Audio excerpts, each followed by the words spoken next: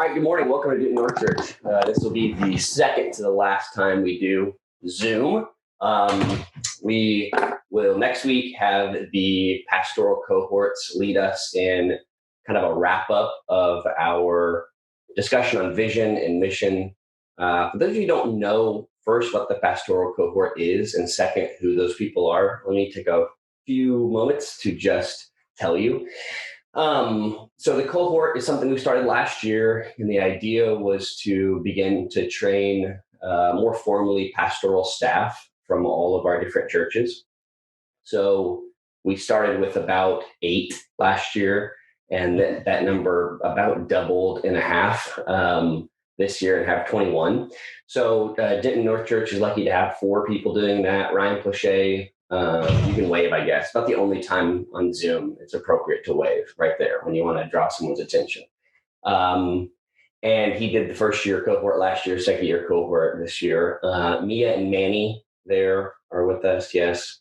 And then Hannah Ortega as well, which she's not on my screen currently, but maybe on the second screen. Yes. So anyway, they chose to take a year to spend time just learning about pastoral ministry. And it's a pretty big time commitment considering all of our folks are working full time as well. And so, yeah. So anyway, it's kind of a cool opportunity. And there's a lot of things we do, a lot of topics. We just got done last month talking about ministry in a mixed culture. Talking about poverty and race and social media and politics and things like that. And it's just a great group, but you'll be hearing from them next week. And so that'll be pretty great. And that will end our Zoom time, at least our full church Zoom time for now. On the 13th, we'll be back at the GDAC and we'll be meeting outside. We're changing our time to 9:30, which is crazy. I woke up like 10 minutes ago, so I'm going to have to remember to actually, do that. Normally I wake up at 8. I don't remember the last time I slept in, but we are meeting much, much, much earlier to accommodate the weather. Although it looks like we're pretty close to having some pretty decent weather. So we'll probably bump it back to 11 as soon as things get nice. And if it rains, like it rained this morning, we would just go inside. We'll require you to wear masks. All right. Probably the only time that you wouldn't be wearing a mask is if you were sitting down next to your spouse or roommates or something like that. And that's outside and inside. You'll have to bring your own coffee, all that good stuff. We'll do temperature checks if we're going to be inside. We ask you to buy one of those cheap chairs that you can put outside so that we don't have to try and coordinate getting chairs. They're like $5 or $6 at Academy or Walmart, folding chairs. We'll bring probably 10 extra for those of you who forget. If you just want to do a blanket, that's fine too. Yeah, and be there. The ground is pretty rough. There's not a lot of grass right there. It's mostly just roots and dirt. So I'm not for sure you really want to do a blanket, but yeah, you're welcome to. All right. So yeah, a couple more things. We're pretty much wrapped up now in our surveys. Those of you who have still not taken the small group survey, please go ahead and do that because we have assigned most of our groups. And you need to get on that if you expect to be a part of that come the second week in September, which is when we'll start. All right. And the small groups will most likely be on Zoom for the semester, although I think your group can probably decide that together. Yeah, so that's make sure to sign up for that. We have also our leadership opportunities. If you're wanting to do anything in leadership this next year, make sure you sign up for that as well. Both of those surveys are online, but we're going to get going both in our leader teams and our small groups second week of September. All right, well, so we're in this little kind of time that we take at the beginning of every semester to talk about our mission and vision as a church, stuff that's not always the most fun to listen to because we either think we know it or we've heard it so many times, or maybe we haven't heard it, but we're not necessarily that bought into this church yet to care what their mission and vision, sort of is.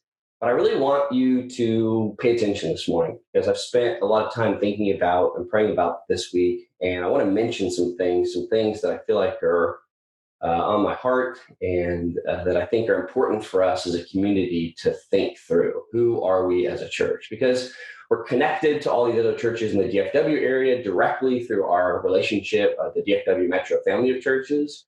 And while our mission and our vision are shared, our church is definitely different and should be and is encouraged to be than all those other churches. And so we've got sort of this main mission vision that underlies what we do, but then we've also got a lot of leeway to decide that for us as a church, as we're led by God in the specific city that we're in.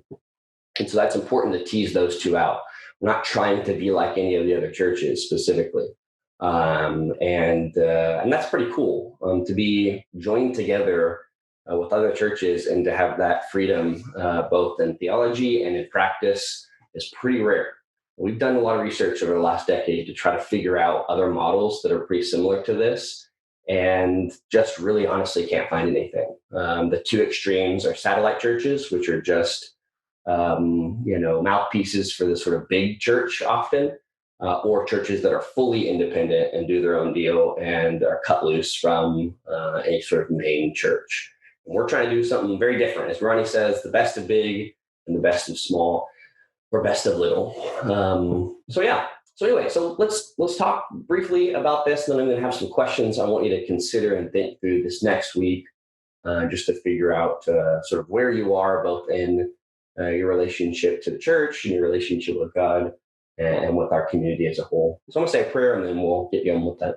Lord, lead us as we think through who you've tasked us to be in this city, in Metroplex. What is it that you want from us? What can we do, not to make a name for ourselves and not to feel good about our existence, but to serve the purpose that you've given us in this city? Can you please make that clear as more and more of us graduate and become adults and experience sort of the world and its difficulties?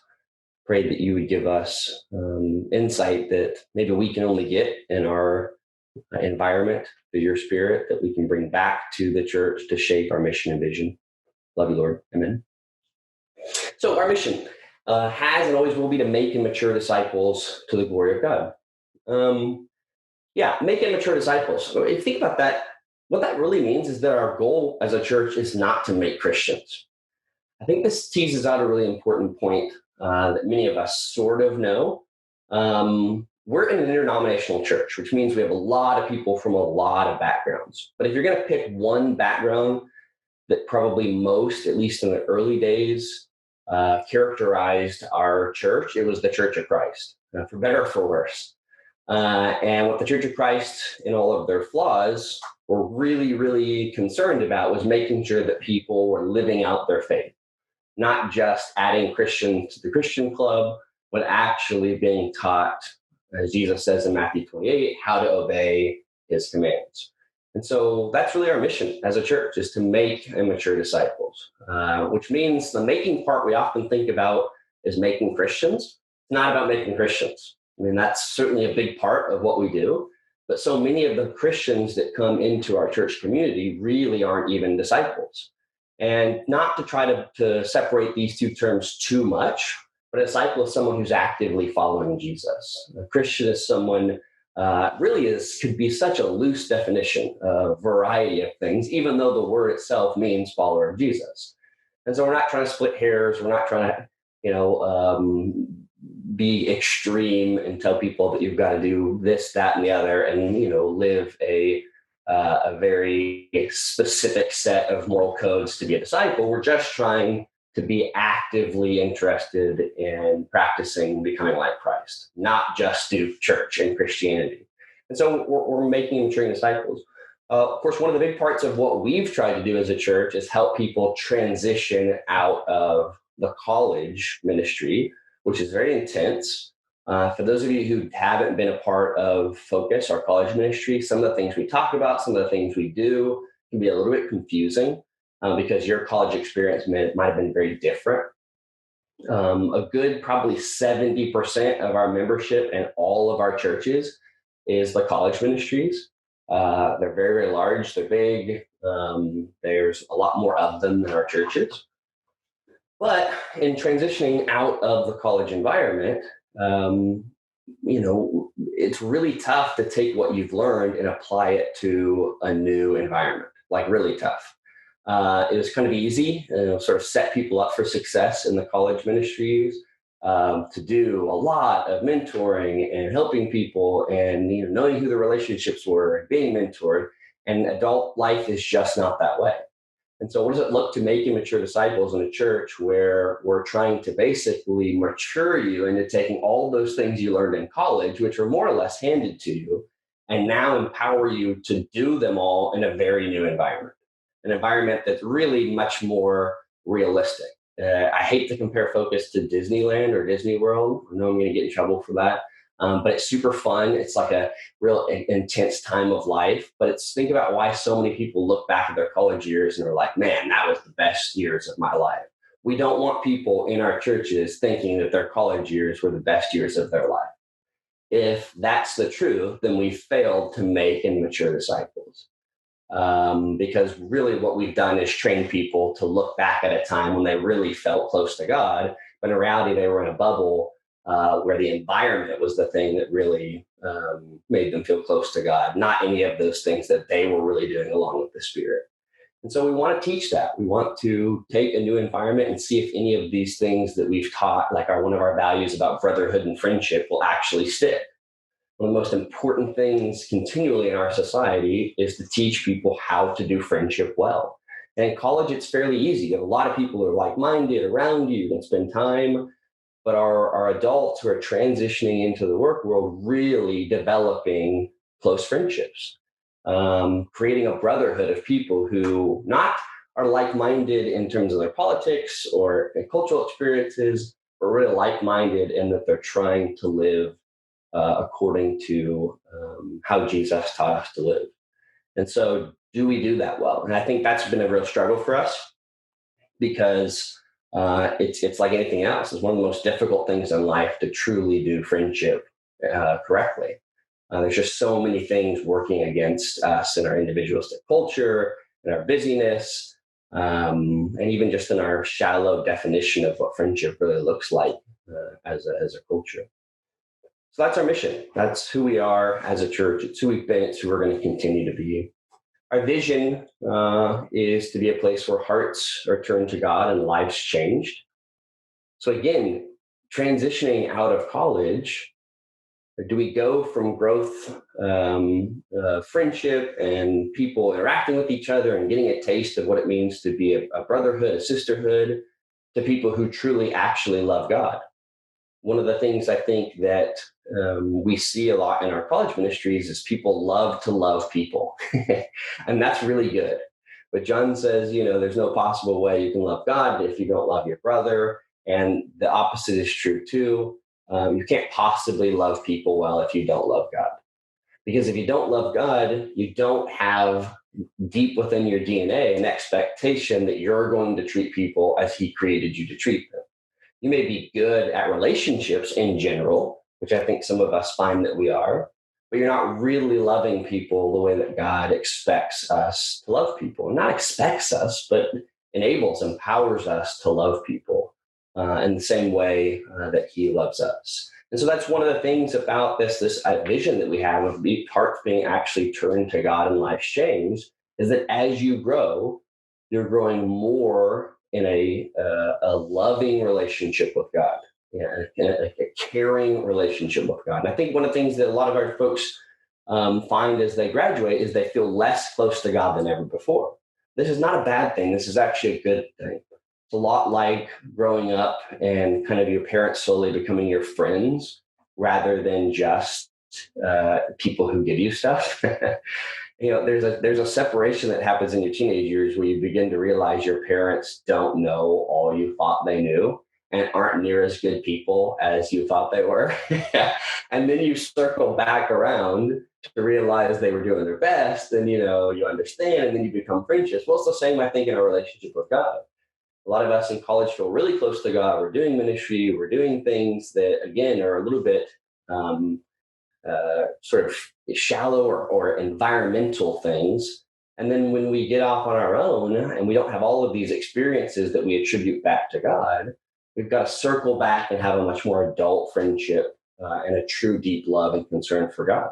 One of the things I fear in our church communities, I see it in my own heart, but I see it, I think, a lot, is we're here for friends and belonging and not really growing in a love for who God is. And that just doesn't work. That's not who we are as a church. Our vision is for people to really have their hearts turned to God and their lives, changed as a result of that. And so what does that look like? I'm very excited this next year that we've got like 9 people on a worship team that are going to be leaders. And that's not a worship team like, oh, they're going to go get up and sing and do guitar. We have a separate team that's sort of technically good at those things. This team will be much more about trying to think through what it looks like in our day and age to do worship well. How do we think about really loving God and do that individually and do it as a community? So that's our mission. That's our vision, right? Hearts are changed, life turned to God. I always get that one backwards. Hearts are turned to God and life's changed, and then making and maturing disciples. So let me just give you another couple thoughts. And, we have a lot of these values that we write in values that I think change from church to church. We don't have any of this on our website, but you certainly can find it in the other churches. Probably the Northeast Garland Church is the best at actually posting some of those things. But I want to talk about a few just here for a second. The one thing that I think is really exciting about who we are as a church is we are poised to kind of flex to however Christianity changes in our society.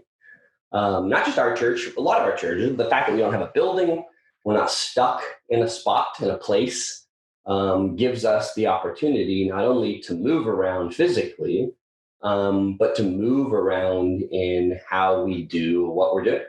We're one of the youngest churches still, although we're kind of in the middle now, which is insane. We're going on 7 years.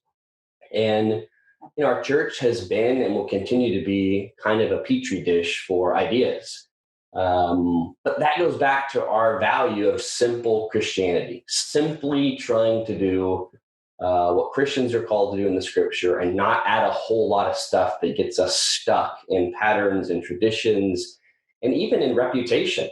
Unfortunately, I think, the upside of large churches that are doing huge things in the community is they begin to build a reputation for what they're doing.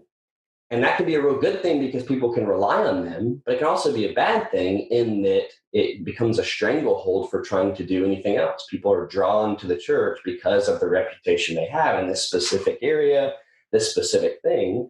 And hopefully those things were God designed in the first place. But other times they're simply just finding a need, meeting it, and then never really stopping to think, what's the end game here? Can we get up and can we change? Can we move if God calls us to move, if Christianity changes in our society?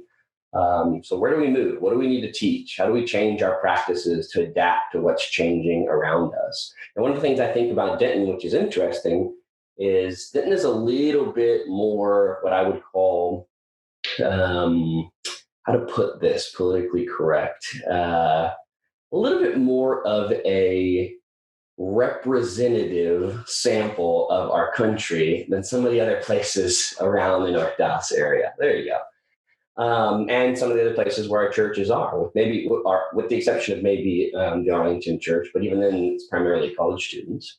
So I think we have some kind of interesting opportunities to be at the cutting edge or at the front of some of the ideas that are really changing about Christianity, about faith, about spirituality in our society, and to try to interact with some of that stuff.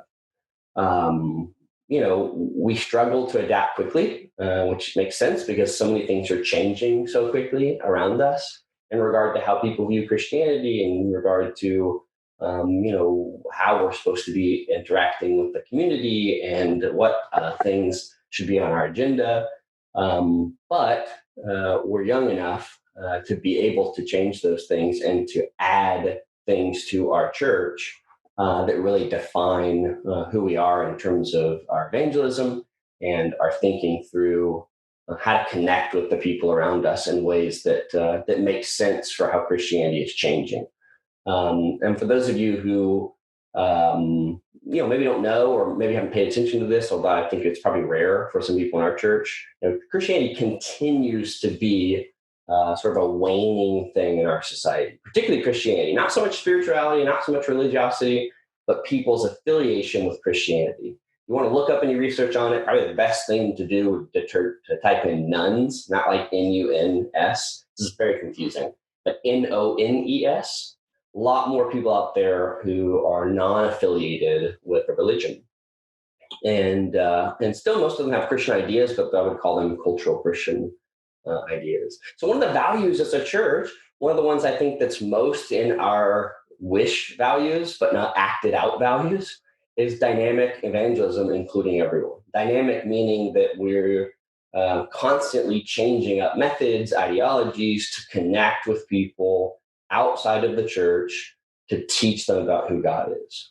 Now, our church is not good at this. And part of it is because we're young, okay? And while we see the changes around us, it sort of stops us in our tracks, and we're scared and we're not quick enough. We can't rely on old methods, but we really haven't been experienced or trained with new methods. And so this just gets challenging. But thankfully, one of our other values as a church is simplicity or sincerity and genuineness. We just need to admit that most of us are really pretty terrible at outreach. And that's not one of those shame guilt type things where people are, terrible at certain things all the time, like prayer. Everyone thinks they're always terrible at prayer. And then you meet a Pentecostal and you're really terrible at prayer. Just kidding. But we're just not that great. I mean, if I need to give you indicators of it, I can. I'm certainly not great, even though I have it deep in my heart somewhere to be better at it. I just don't even like talking to people. So that's one of my, barriers to get over. But you guys are the same way. Don't give me that. Think about it. That's kind of where we're at now in some ways. But we want to be genuine about this sort of lack of outreach. But I think it's such a weird thing for our church not to be good at this because we are young, we are thoughtful, we are in a community that is very interested in talking about religion, even though they may seem at times very anti-Christian, which is not true in my experience. But what does it look like to really grow in that, to start at a very basic level? And that's a challenge for you. We gave an opportunity for outreach team as one of our leader teams. We had one person sign up of some 30 leaders. One person, one. And this person signed up. She was already the leader of the group last year. So we're going to delete that group entirely. We're just not going to have an outreach group. I'm not going to force our church into things that people, sort of don't, in terms of leadership roles, don't feel are, something they're equipped to do or ready to do. But as a church, we need to get better at it and think about it and what it looks like. And so you'll hear us in our Basic Christianity talk this next year focus a lot on, you really can't talk about being a disciple without talking about sharing about being a disciple. They just don't work together. And yet we've done a really good job of being hidden Christians. And again, I get it. It makes sense. We're in a society where I think we're bombarded by some things. And I want to talk about that here in a moment, but I do want to grow on that end because it's one of our values and important. Each generation, I think, faces a greater challenge to accept Christianity at face value. That is not a bad thing. All right. I want to repeat that. It's not a bad thing. The church has had the most important, what do you call them? Renewal movements in the face of opposition. And have come out much stronger on the other side. And the church has made its worst mistakes at the height of its being accepted by everybody else around them. So this idea that Christianity is losing its I won't say, I'll just say losing its past acceptance is really not a bad thing. It's actually a very good thing. And we need to be ready for that. Able to take advantage of it. And I think that's really, really pretty important. So it's good news. God is pruning our presence in the U.S. and in the world, if you think about it like that. He's pruning our presence. One of the main things I think that people have opposition to Christianity for is all of the ways it's been hijacked by people. And I'm not just talking about people who've made, mistakes in their faith, but where Christianity has literally just been hijacked. We had an awful example about this last week, although I have not checked into it, so I won't give too many details. But one of our politicians decided to use the scripture in what I would say is a just absolute horrendous way. Take parts where they were mentioning Jesus and just mention America instead. But that is unbelievably offensive. And so, yeah, that's people have hijacked it. And so there's a lot of people out there that have problems with Christianity. But that's actually a good thing, because then we can stand up and be a part of God's pruning our presence here in the U.S. I was so excited to give an example of, I guess it's about a year ago now, to watch evangelicals breaking with Trump on immigration issues. That really gave me a lot of hope for Christianity in the country, that at least some folks who tend to be very strident in their political opinion and perspective were willing to let the gospel lead and not politics, at least on that issue. But I don't want to get too much in politics, so yeah. Yeah, so is this even so important? Christianity seems less and less relevant in our society. What's going on? Why does that matter? This is part of the reason we're going back to the basics in Christianity, to kind of talk back through what are some of the things we ought to release, get rid of, prune as God is pruning them in our society, and what are the things that we ought to double down on. What does it really mean to be a disciple, and a disciple in the current sort of state we're in? So why is this? Just a quick kind of couple thoughts about why it's declining. I already mentioned people have hijacked it, and people, I think the problem with hijacking religion is religion promises so much, and when people use it to deliver so little, it's just so insulting. There's just something so evil, I think, about that. And I think that's part of the reason why hijacking has become such a big issue. And that's unfortunate. But I don't want to talk too much about that. It's negative, and I think we all sort of agree it.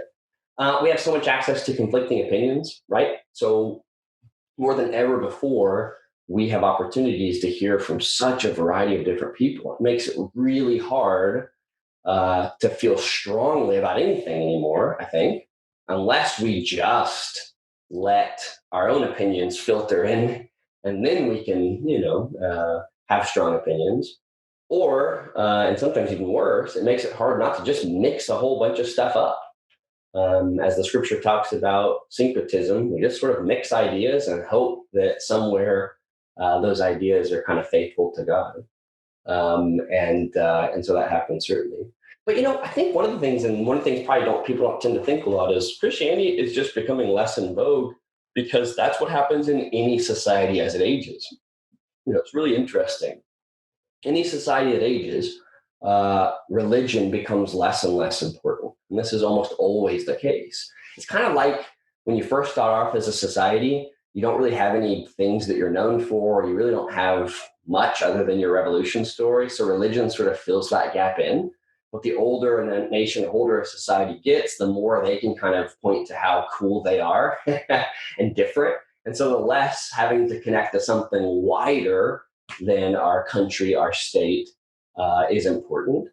And that's why I think Christianity is in ways becoming less important. So there's a real irony, of course, in that patriotism itself is leading to a sort of decrease in religiosity, and particularly in Christianity in our society. But sorry, that's enough sociology.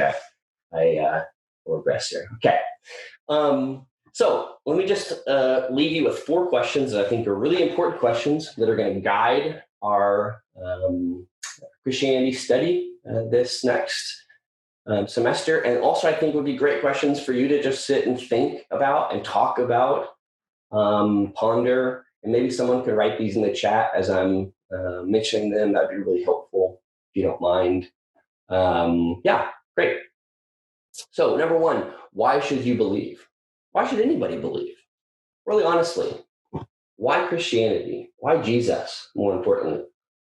So why should anybody believe? Why should I believe? I'm going to say my 2 answers, or at least 2 answers I want you to consider, is 1, it gives the most compelling answers to our questions, concerns, desires, and dreams. And by compelling, I don't mean most rational. I don't mean most culturally appropriate. I mean most compelling answers to our questions, concerns, desires, and dreams. The story of who Jesus is, story of God sending him in his spirit is the most compelling in regard to the answers to, our questions, concerns, desires, dreams, the things that we want. It's most compelling. Jesus himself talks about this in John 7, which is one of my favorite passages. I use it all the time, particularly with people who are new in their faith or struggling with their faith. He just simply says, try out what I'm doing and see if my word doesn't come from God or not. Just try it out. He's not trying to guilt people into it. He's not trying to, tell them they're all going to hell. Jesus' ministry was very different than many of what our more extreme evangelists tend to do. But he believed it was compelling for people, that they would be able to see it themselves. Jesus often allowed his disciples to run off or off the hook. You guys done? You ready? Or are you going to stick around? There was no coercion there at all. And of course, that makes sense considering it'd be very easy for God to coerce people. So why should you believe? I think it gives the most compelling answers to our questions, concerns, those things. And it's just most true to life and true to experience. What does that even mean? What does it even mean that what we learn from Jesus is most true to life and true to experience? I don't have time to go into all of that. But what I can say is that the things that I've learned as I've grown up, the things that I have, learned in my relationship with God make the most amount of sense, goes back to compelling, to the things that I've already experienced and true to the kind of life I want to live. Just makes sense. It just makes sense. One of the most obvious ones is just how much religions have tried to either emphasize pain or emphasize pleasure. It's got to be one or the other. And how much Christianity has a very, very sort of realistic and what some would call low understanding of both of those things. To try to avoid, and we're not saying we're trying to avoid both, but that both of them are a part of life and that we can't do anything to get outside of them. But I won't talk too much more about that because that was confusing. All right, second one, who is Jesus? And this is always an important one. I mean, is he a model man, image of God, or just another really good guy among many? Who is Jesus? And this is an age-old question, but it's one that there's really no better way to phrase. Who is he? Is he the image of God? Is he who God is in the most purest form that we can understand as human beings? Or just another really good guy among a lot of good guys that God or gods have used throughout the ages to help us figure out what it means to be human? And this is an important question. Is there anything set him apart? Anything that really makes him what he says about his relationship with God makes sense to us? This is a tough one, particularly because there's always going to be a large belief factor here. I'm not going to be able to prove this. Our answer to the question of why should we believe sort of, I think answers this when it comes to who is Jesus. So who are we is the third one here. Who are we? Are we ultimately people of God, used by him to do his work, which itself is a terrible plan? And one of my favorite things about Christianity is just how stupid so many of the ideas come across as. So I know that seems like I'm countering my earlier statement about true to life and true to experience. But I'm not. We can actually sort of hold these two together. We'll just call it Christianity and contradictions, which life is full of them. Our own minds are full of them. And so in a sense, that's what I mean by being true to life.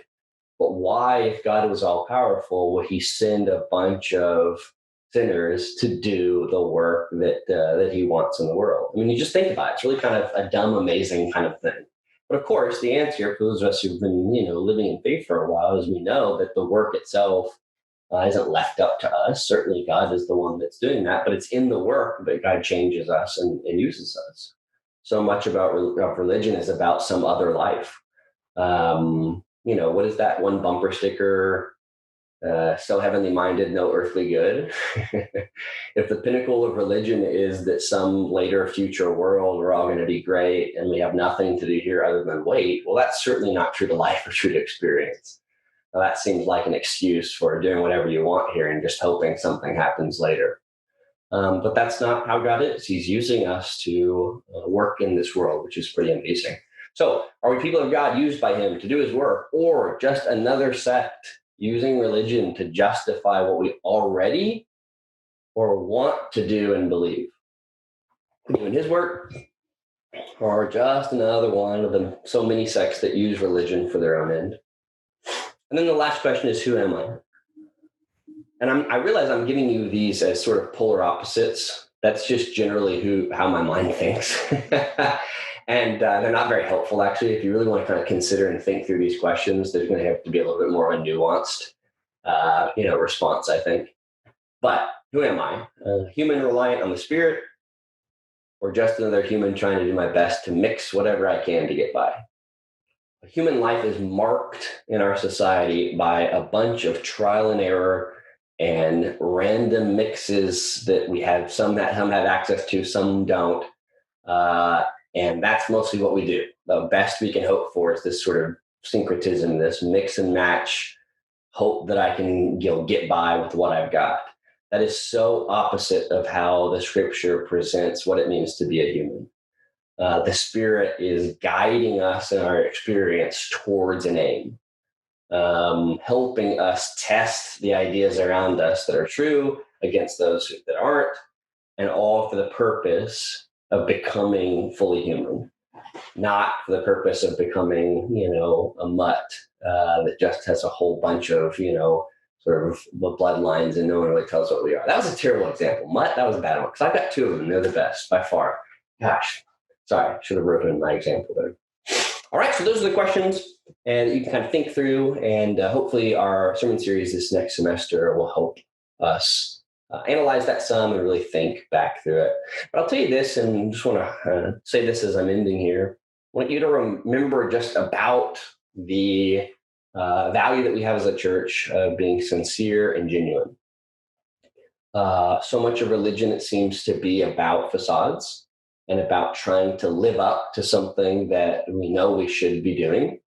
But I think that betrays a trust and a faith in God, that God meets me where I'm at and moves me forward. And we don't, not sincerity and genuineness is not an excuse for low living. Like, I'll never be anything better than what I am. I'm just being sincere. That's not narcissism, or not, what's the negative word? Skepticism, whatever. Half empty glass. We're talking about ultimately, really letting God meet us where we're at and then go forward and not have to pretend that we think different. So there you go. So there's a very, very overwhelming and lots of word talk on vision and mission and in our sermon series for next semester. And then next week, we'll do the cohort stuff. So I'm going to say a prayer, and then we'll be done. You're welcome to hang out and do what you want to do. I don't really have any kind of group activity type stuff after this.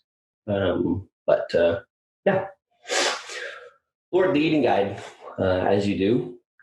Help us to grow up as a church of young people graduating and trying to make sense of the world, that we would do work in a way that brings good news to the people in and around us at our workplace, that we would do finances and life the way that you want us to, because it blesses others and really helps guide people. And help us to be just a church of the city, or rather in the city, and really adapt to the people here and love them as you call us to love them. You're awesome, God. Amen. All right, guys. Thanks. See ya. When I see ya.